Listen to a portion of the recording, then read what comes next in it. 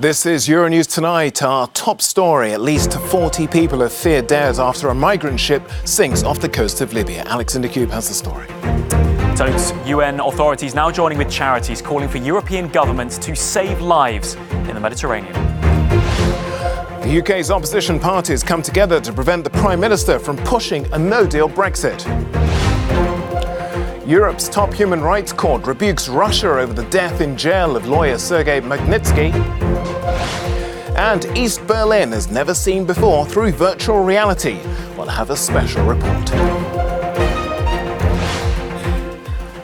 Hello and welcome to the programme. I'm Takumbo Salako. Our top story: at least 40 people are feared dead off the coast of Libya after a migrant ship sunk.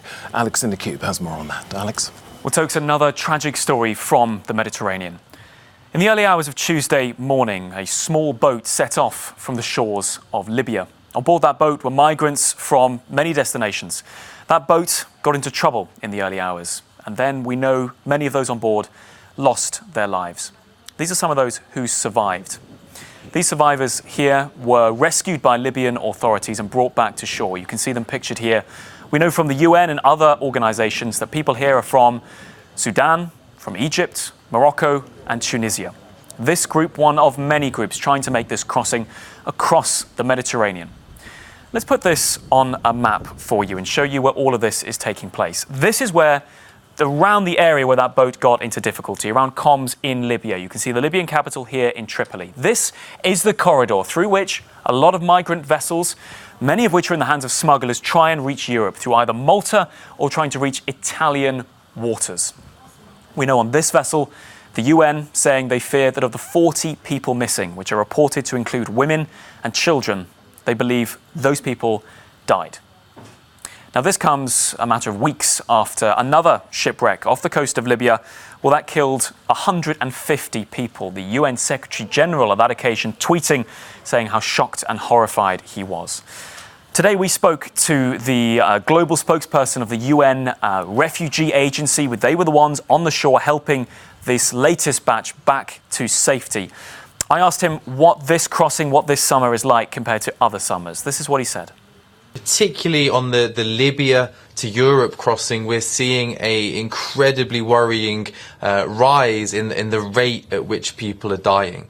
What we have now is a situation where one person dies on that route for every 6 or 7 people that reach European shores. I mean, compared to previous years, the total number of arrivals coming to Europe is down significantly. But what we see a lot is still a high loss of life. So there is no longer a crisis of arrivals, but instead a real crisis of deaths. We're trying to tackle that crisis. Local fishermen, the UN was saying, stepped in to help. So what of those who were rescued? What is the situation like for migrants and indeed those brought back to Libya? This is what Charlie Yaxley had to say on that.